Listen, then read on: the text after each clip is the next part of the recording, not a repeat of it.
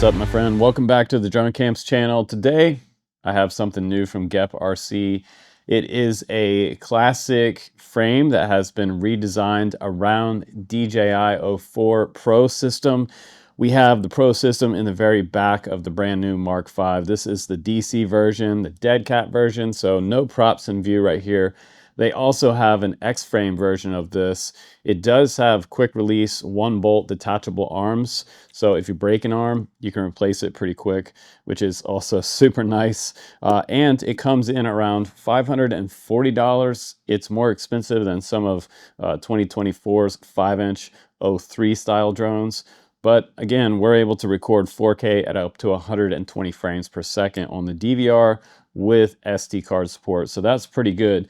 Now, why would this be sort of an all-around everyday guy's drone? I think for a lot of reasons is that you can get parts available for it.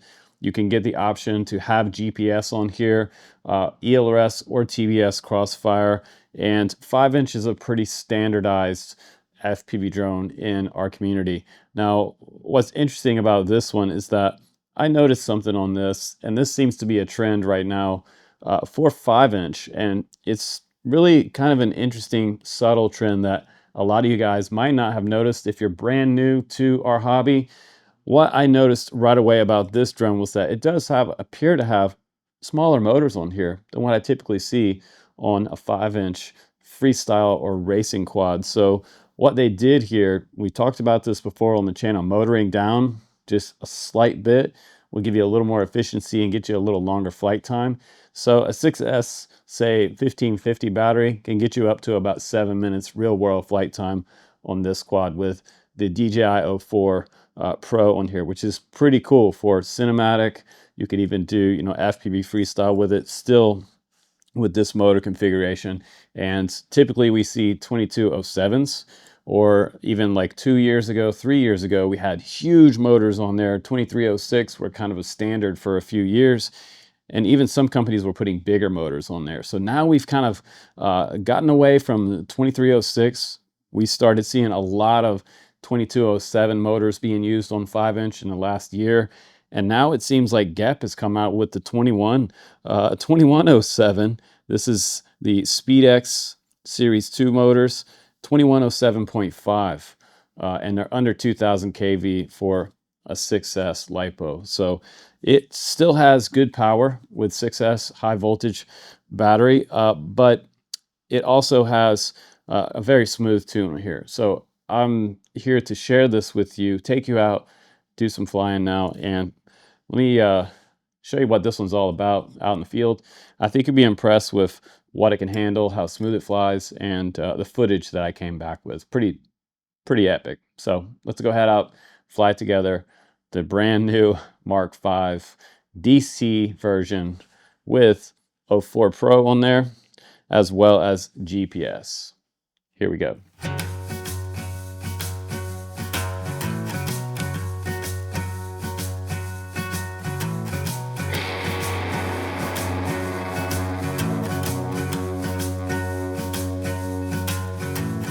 I've always dirtied everything that I found. This ain't no difference, so look at you now.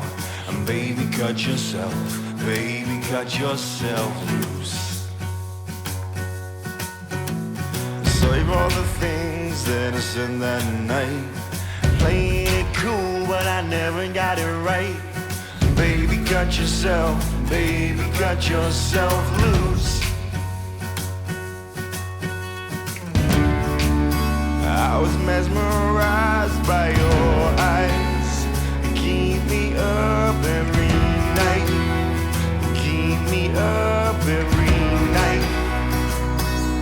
There ain't no satisfaction for me now. There ain't no satisfaction for me now. There ain't no satisfaction for me now. Now that you're gone, now that you're gone, now that you're gone.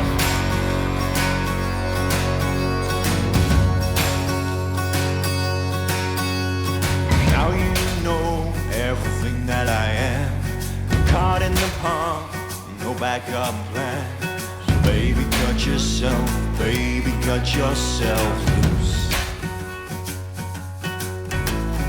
Cause a little trouble, and don't shed a tear.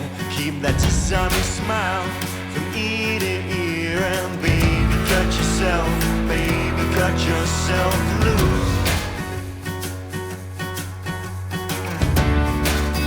I was mesmerized by your eyes. Keep me up every night. Keep me up every night. There ain't no satisfaction for me now. There ain't no satisfaction for me now.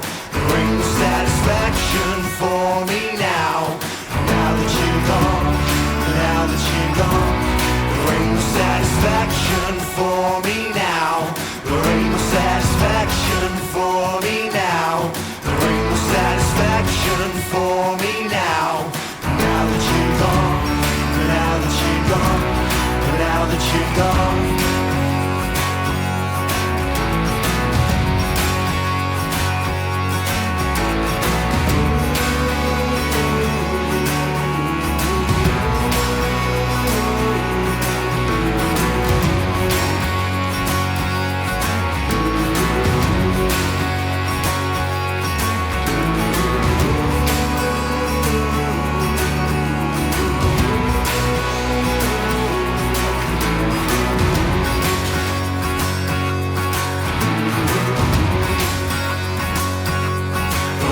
Satisfaction for me now. There ain't no satisfaction for me now. There ain't no satisfaction for me now. Now that you're gone, now that you're gone. There ain't no satisfaction for me now. There ain't no satisfaction for me now. There ain't no satisfaction for me now. Now that you're gone, now that you're gone. There ain't no satisfaction for me now. There ain't no satisfaction for me now. There ain't no satisfaction for me now. Now that you're gone, now that you're gone, now that you're gone.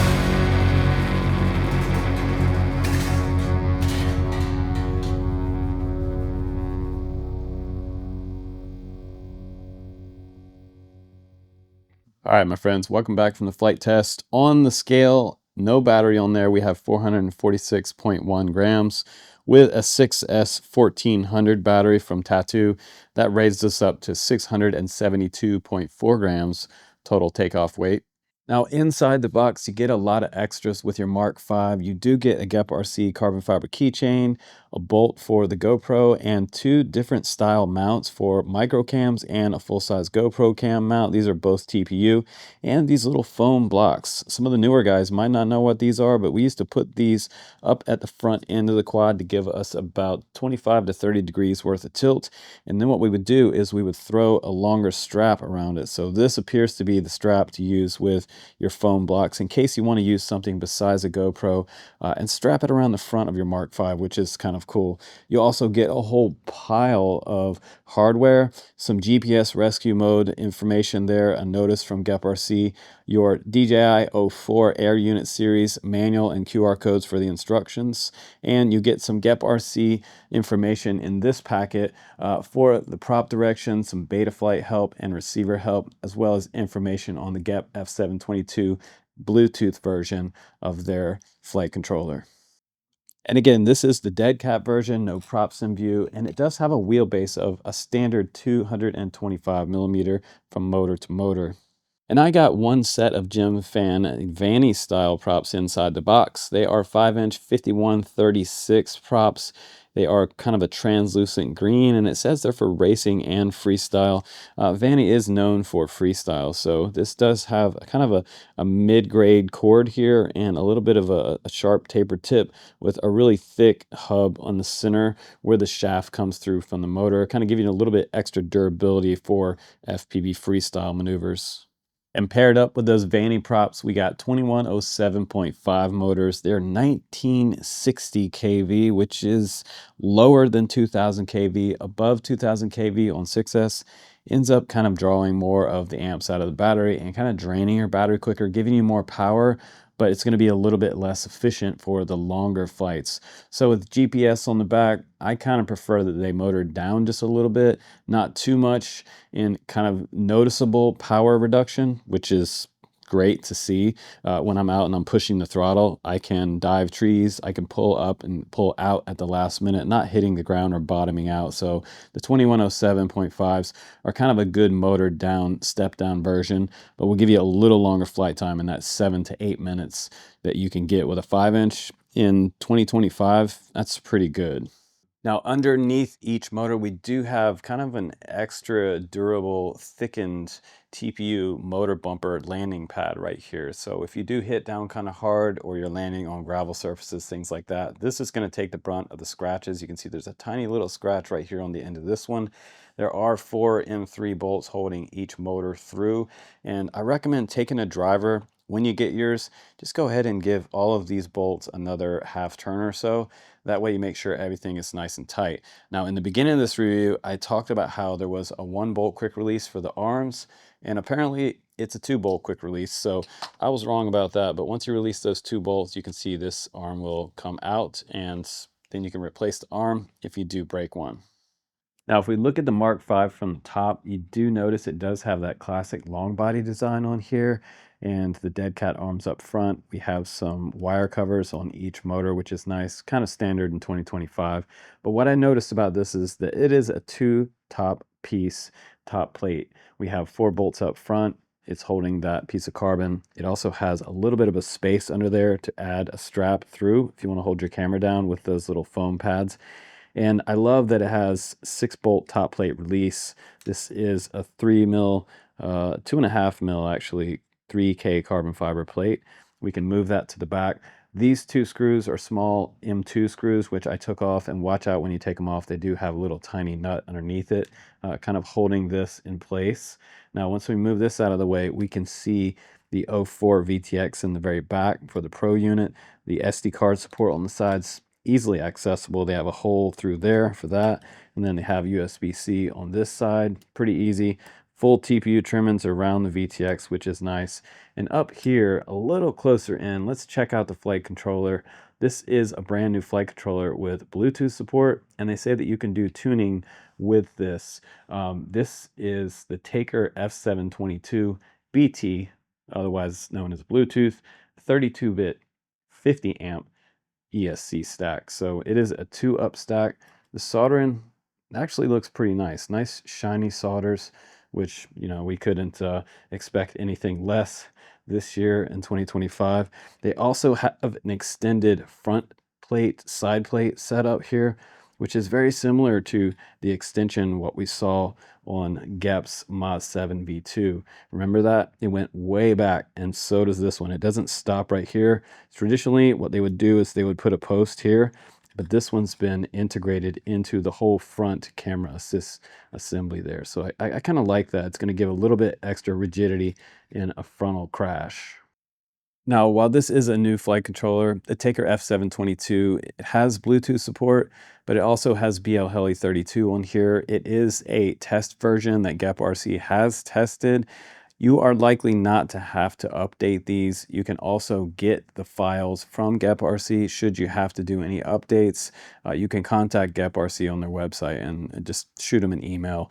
If you want to update these to AM32, something that's more updatable, you can do that, but you're going to have probably maybe some issues with that. So be careful if you're updating to AM32. Now, what's kind of cool about this is that it is a reliable flight controller. It's STM32, which is pretty standard out there. It has an ICM 42688P gyro on board, and it does have the Bluetooth module here as well. You can see that little red spot right there, and it's analog and HD at the same time. If you would like to add analog, if you were building up with this, if you wanted to make an analog 5-inch, they have the option in the harnesses here and here. This is the camera spot right here. and this is the analog VTX spot just below the HD spot here. So over here we have all of the harness and wires coming out down to the 50 amp ESCs just below there. So you have options with this flight controller. Up here we have the USB-C port and the boot button right here to hold down to upgrade your firmware.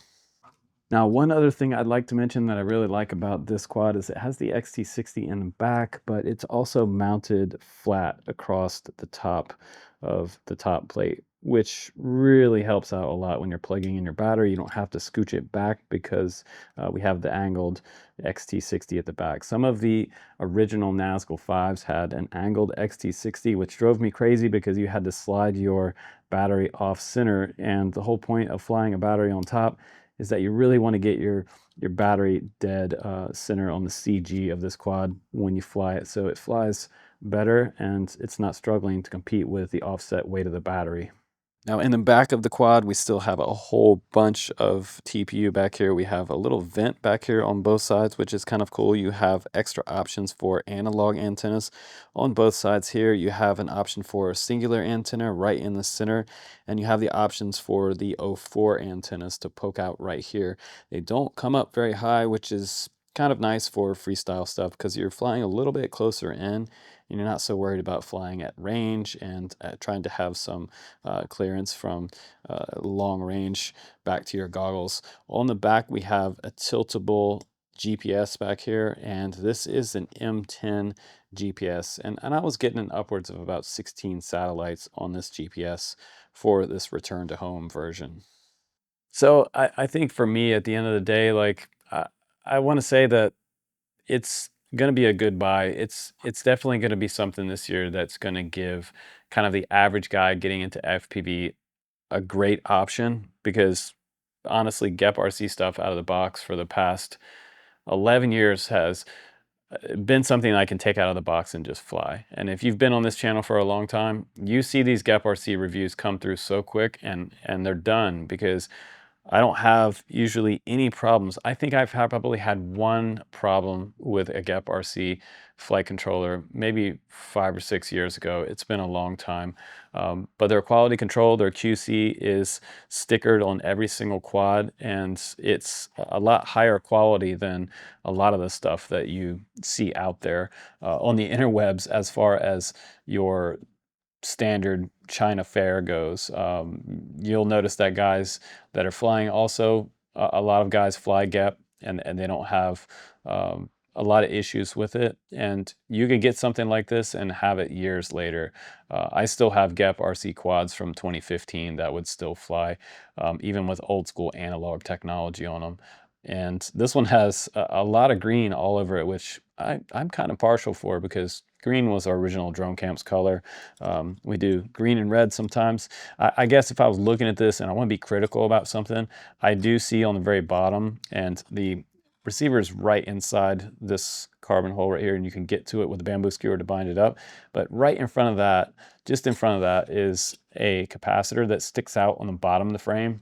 I don't know if this is such a good choice. Maybe it should have been pushed up inside the frame somewhere, but it is a large capacitor to accommodate the 6S and the 50 amp ESCs here. So they might not have had any room in between the VTX and the flight controller, because normally that's where they'll sit and they'll come up at an angle, but they didn't want it to get sandwiched too hard in between all of the wiring and the harness. So they probably had to mod this frame in CAD and be able to put it in a kind of a unique place that I've never really seen it before.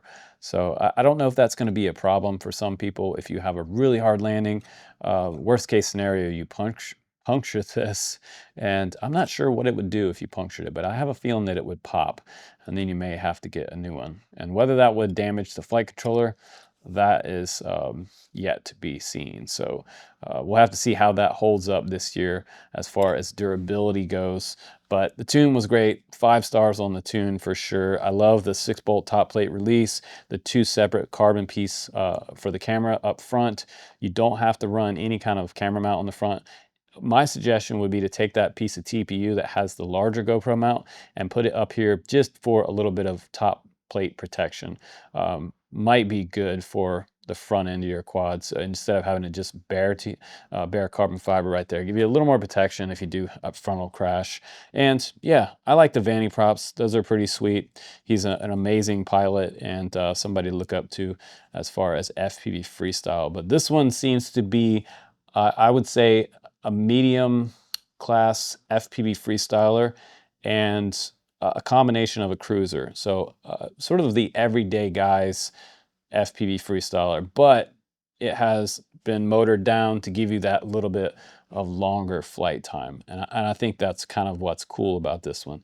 If you want it to be a cruiser, it can be a cruiser, and that's how most people fly. Or if you want to just hit some pretty hardcore 6S FPV Freestyle, you have that option too. So, and yeah, ditch the GoPro off the front and go with the 04.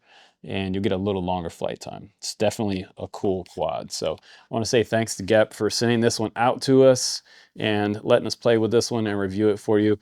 I will do a setup video on this one coming up because there's some things about this one.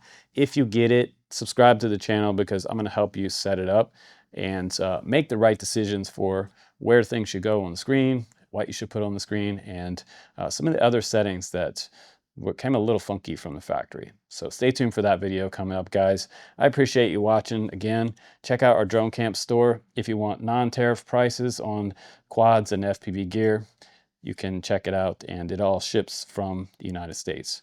So yay, go America. Guys, take care, and I will see you on the next one. Please do use our links down below and support an American FPV family.